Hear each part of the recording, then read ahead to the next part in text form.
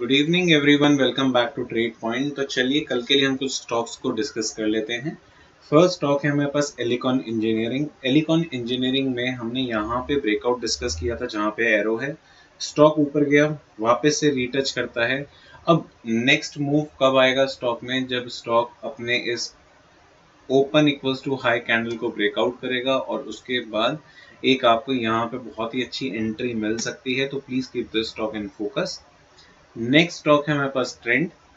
Trend में अगर हम देखेंगे यहाँ पे स्टॉक बहुत ही अच्छा कंसोलिडेट कर रहा है इस जोन के अंदर। उसके बाद यहाँ पे हमें एक बहुत अच्छा ब्रेकआउट देखने को मिला।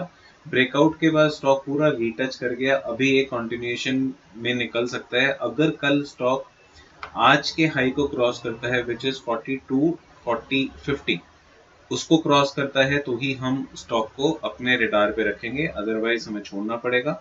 सबसे अच्छा मोमेंटम स्टॉक में कब आएगा? जब ये 4300 के ऊपर निकलेगा तो आपको एक बहुत अच्छा मोमेंटम स्टॉक में दिख सकता है।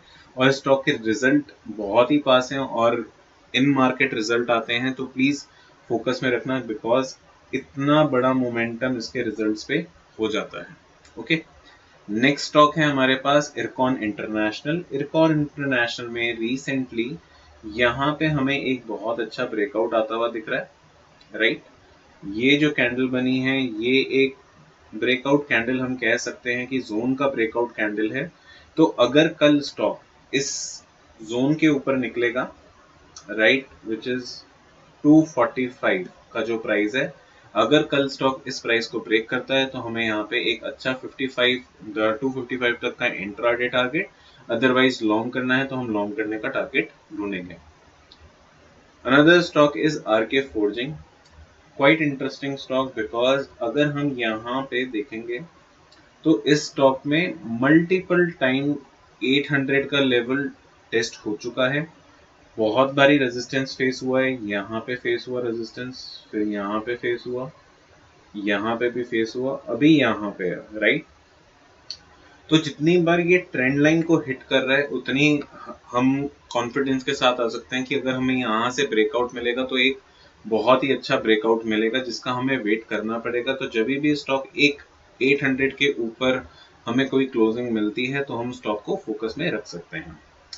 Next stock and a very important stock is Craftsman. अब क्राफ्टमैन इंपॉर्टेंट क्यों है? Same logic and study as जो हमने करी थी मैप माई इंडिया में, राइट।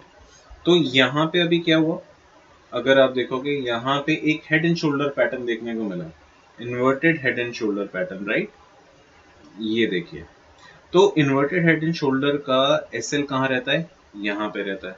अगर मैं आपको बोलूं डायरेक्टली यहाँ पे हम बाय करेंगे और यहाँ पे हमारा एसएल होगा तो SL will be quite big, because अगर मैं ऊपर से लूँ तो हम यहाँ पे हमें क्या वेट करना है? यहाँ पे हमें एक छोटा सा एक रीटच मिले, रीटच के बाद अगर स्टॉक निकलता हुआ मिलता है तो ही हम फोकस में रखेंगे अबव दिस।